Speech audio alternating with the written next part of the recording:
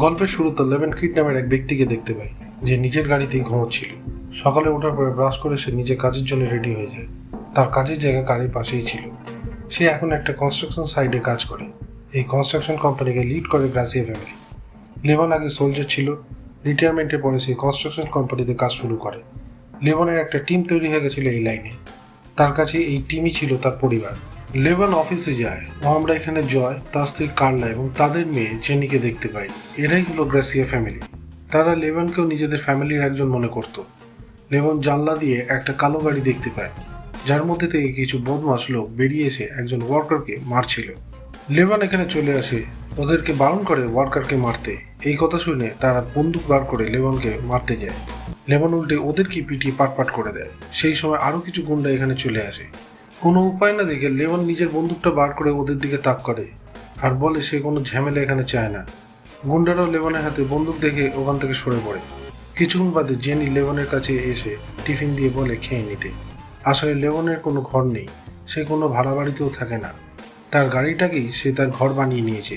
এই গাড়িতেই সে ঘুমায় ও হোটেলে গিয়ে খাবার খেয়ে নেয়। জেনি লেভনকে নিজের বন্ধু মনে করে, তাই ওর খেয়াল রাখে যাতে লেভনকে বাইরে খেতে যেতে না হয়। তার টিফিনটা লেভনকে খাইয়ে দেয়। ছুটি হওয়ার পরে লেভন তার মেয়ে মেরির সাথে দেখা করে। এখানে আমরা জানতে পারি মেরির মা আর জীবিত নেই। মেরি তার মায়ের বাড়িতে দাদুর কাছে থাকে। লেভন চাইলেই সেখানে থাকতে পারত, কিন্তু সে কারোর উপরে বোঝা হতে চায় না।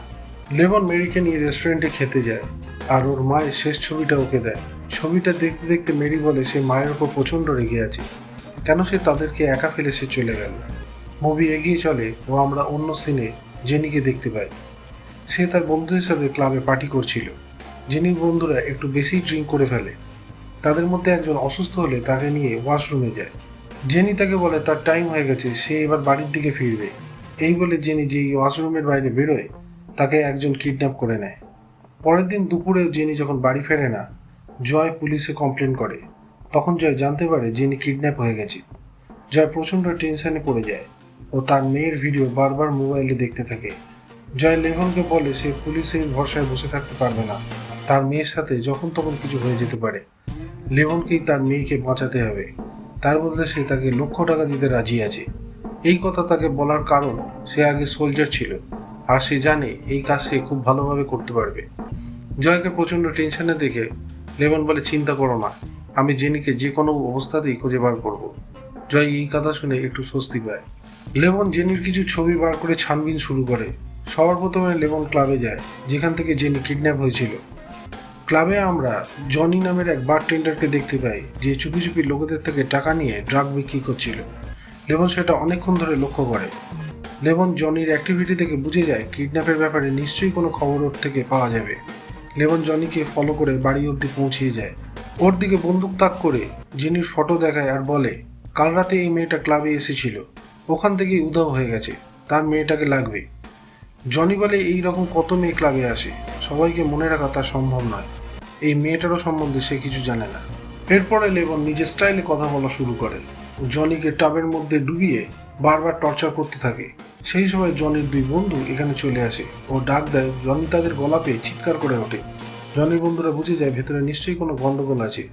লেভন জনিকে নিয়ে যেই বাইরে আসে, বন্ধুরা না বুঝেই গুলি চালিয়ে দেয়। জনি তাতে মারা যায়। সুযোগ বুঝে লেভনও ফায়ার করে ও তাদেরকে মেরে ফেলে।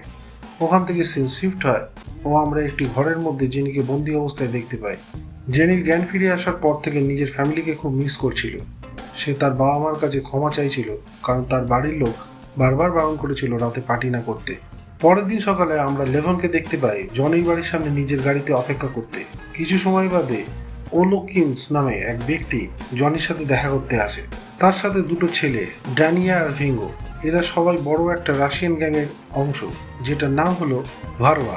ওলো জনির এই অবস্থা দেখে অবাক হয়ে যায়। ভালো করে জায়গাটা দেখে সে বোঝে তাদের $90,000 কেউ চুরি করে নিয়ে চলে গেছে। তাদেরকে মারা হয়েছে শটগান দিয়ে। সেই শটগানটা তারা খুঁজতে শুরু করে।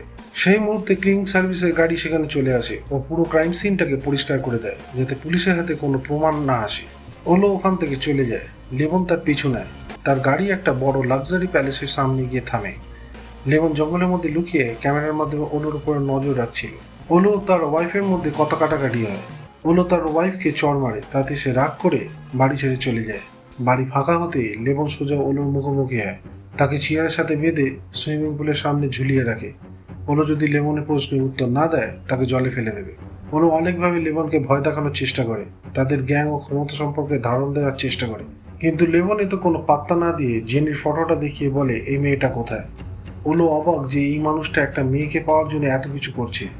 রাশিয়ান ভাষায় কিছু কথা বলে, লেবনকে সে কোনো উত্তরই দেয় না, কয়েকবার তাকে অ্যাফোর্ড বলে দেয়। লেবন তাকে সুইমিং পুলে ফেলে দেয়। লেবন ওলোর বলা রাশিয়ান ভাষার কথাগুলোকে ট্রান্সলেট করে এবং সে জানতে পারে ওলো ডিমি নামের একজনকে গালাগালি দিচ্ছে। সে ডিমিকে বলছে তার জন্যই এই ঝামেলা তার বাড়ি অব্দি এসে পৌঁছিয়েছে। লেবনকে এখন খুঁজতে হবে এই ডিমিটা আসলে কে। কিছুক্ষণ পরে সেখানে ওলোর একজন পার্টনার সাইমন আছে। সে হলো মাফিয়া সিন্ডিকেটের একজন মেম্বার। তার কাছ থেকে আমরা জানতে পারি ডিমি হচ্ছে ওলোর নিজের ছেলে। সাইমন তার দুই ছেলে ড্যানিয়া ও ভিঙ্গোকে বলে যে কোনো উপায়ে এই মানুষটাকে খুঁজে এনে দাও। তাদের কাছে সিসিটিভি ফুটেজ চলে এসেছে ও তারা লেবনের মুখটাও দেখে নিয়েছে। অন্য সিনে আমরা দেখতে পাই লেবন তার এক ফ্রেন্ডকে ফোন করে। সে ড্রাগ এনফোর্সমেন্ট ডিপার্টমেন্টে রয়েছে। লেবন তার কাছ থেকে হেল্প নেয় ও জানতে চায় ডিমি নামের মানুষটা কে ও তাকে কোথায় পাওয়া যাবে। সে জানায় লেবনের হেটিস নামের এক বারে যাওয়া উচিত। সেইখানকার বাইকার্স গ্যাংগুলো রাশিয়ানদের ড্রাগ বিক্রি করে। লেবন তার কথা মতো সেখানে পৌঁছায় ও তাদের লিডার ডার্চের সাথে দেখা করে। তারা সন্দেহ করে যে লেবন কোনো পুলিশ বা আন্ডার কভার এজেন্ট কিনা, তাই তারা লেবনকে সার্চ করতে যায়। লেবন সেটা করতে দেবে না, তাই কারণে তাদের মধ্যে ফাইট লেগে যায়। লেবনের ফাইট করার স্টাইল দেখে ডাচ ইমপ্রেস হয়ে যায়, কারণ সেও একজন প্রাক্তন সৈন্য।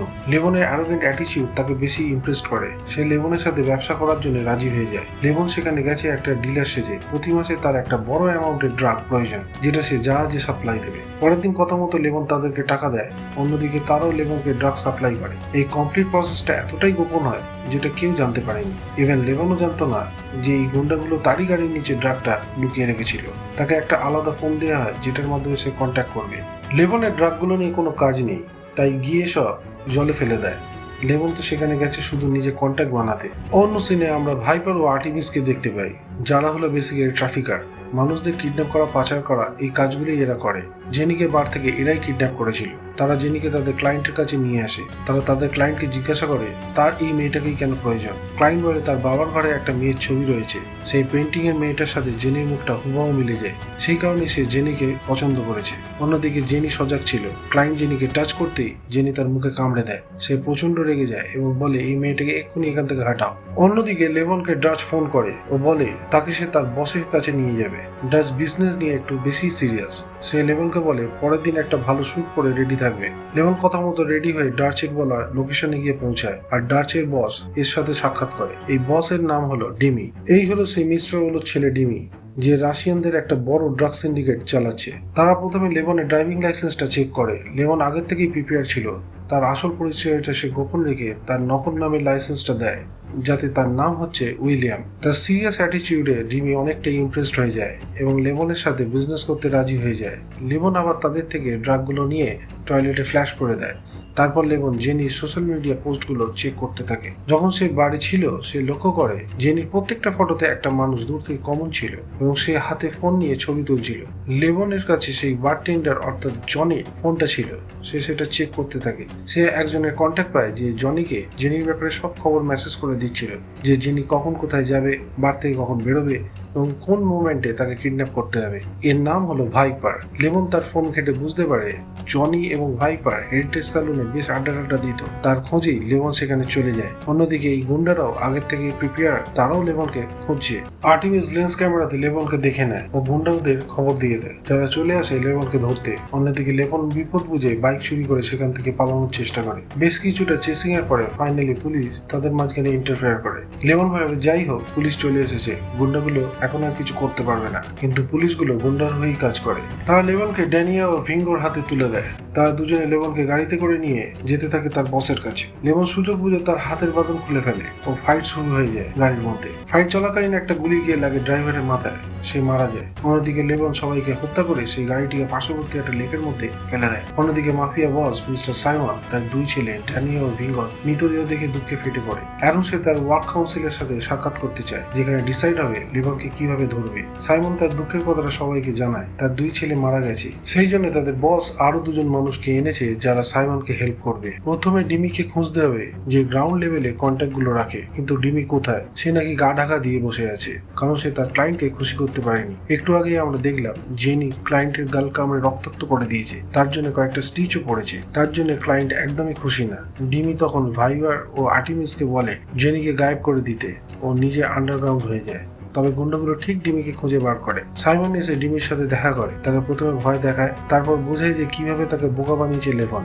ডিমি ভাবছে যে মানুষটাকে এই মাফিয়াগুলো এতদিন ধরে পাগলের মতো খুঁজছে, সেই মানুষটার সাথে সে বিজনেস ডিল করেছে কিছুদিন আগে। ডিমি তার ড্রাইভিং লাইসেন্সটা চেক করেছিল, সেটা ফেক ছিল, কিন্তু পরে সাইমন লেভনের আসল পরিচয়টা বার করে। সে কে, তার পরিবারে কে কে আছে সেটা জানতে পেরে গুন্ডাগুলো চলে যায় লেভনের শ্বশুর বাড়ি। তারা সম্পূর্ণ বাড়িটাকে জ্বালিয়ে দেয়। ফরচুনেটলি লেভন সেই সময় তার মেয়েকে নিয়ে বাইরে বেরিয়েছিল। তারা যখন বাড়ি থেকে পৌঁছায় তখন দেখতে পায় ডক্টর রথ আহত অবস্থায় সেখানে পড়ে রয়েছে। লেভন তাকে বাইরে নিয়ে আসে, বাট ডক্টর রথ আবারও লেভনকে দুটো বাজে কথা শোনায়, যে তার কারণে এই বিপদ তার বাড়ি অবধি পৌঁছেছে। সে যেখানে যেখানে যাবে তার পেছনে পেছনে ভায়োলেন্স সেখানে পৌঁছে যাবে। লেভন বুঝে যায় তার মেয়েকে এখানে রাখাটা সেফ নয়, তাই সে মেরিকে নিয়ে চলে যায় তার বন্ধু গানির কাছে। মেরি এখন থেকে গানির কাছেই থাকবে। অন্যদিকে গানি বুঝে যায় লেভন বড় একটা কিছু করতে চলেছে। তার সিগারেট আলমারি লেভনের কাছে খুলে দেয়। সেখান থেকে লেভন কিছু অস্ত্র তুলে বেরিয়ে পড়ে জেনিকে উদ্ধার করার জন্য। অন্যদিকে ভাইপার ও আর্টিমিস জেনিকে নিয়ে যাচ্ছে একটা জঙ্গলে, যেখানে জেনিকে তারা হত্যা করবে, কারণ তাদের কাছে জেনি এখন কোনো কাজের না। জেনি গাড়ির পেছনে বসে ঝামেলা করা শুরু করে, যার ফলে গাড়ির কন্ট্রোল হারিয়ে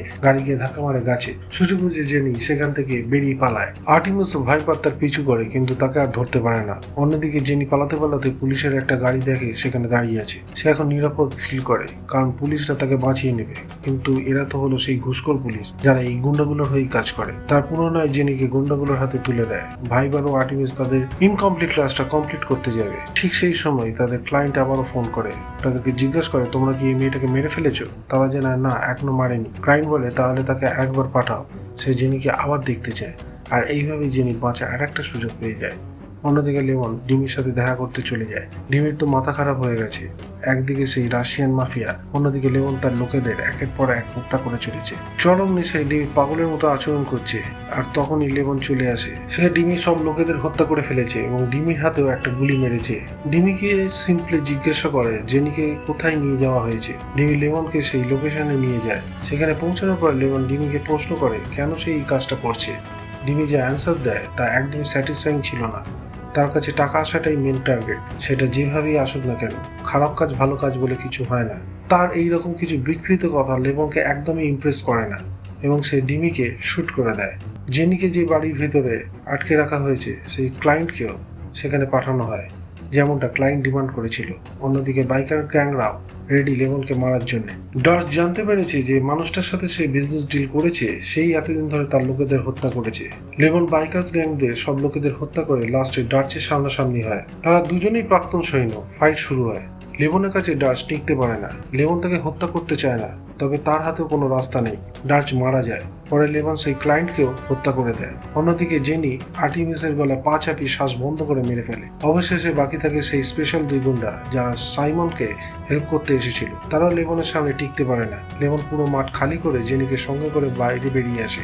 বাইকে করে জেনিকে নিয়ে চলে যাওয়ার সময় সাইমন তাদেরকে দেখতে পায়। সে দেখে তার সব লোক মারা গেছে, কেউ লেমনকে আটকাতে পারেনি। সেই ঘটনাটা তার ওয়ার্ক কাউন্সিলের বসকে বলে, তবে সেই কাউন্সিল ডিসাইড করে এটা সাইমনের পার্সোনাল ইস্যু, তারা এই ঝামেলায় জড়াবে না। মোট কথা লেমনের এই আতঙ্ক কাউন্সিলকেও কাঁপিয়ে দিয়েছে। অবশেষে লেমন জেনিকে জো ও কার্লার সামনে নিয়ে আসে। তারা জেনিকে ফিরে পেয়ে খুব খুশি হয়। তারা আনন্দে লেমনকে জড়িয়ে ধরে। লেমন যে কথা দিয়েছিল সেই কথা রাখতে পেরে সেও খুব খুশি। তারপর লেমন সেখান থেকে বেরিয়ে চলে যায় তার বন্ধু গানির কাছে। সেখানে তার মেয়ের সাথে দেখা করে ও মুভিটি হ্যাপিলি এন্ড হয়। আমার মুভিটি দারুণ লেগেছে। আপনাদের কেমন লাগলো কমেন্টে নিশ্চয়ই জানাবেন। Okay friends, tata, bye bye, সবাইকে।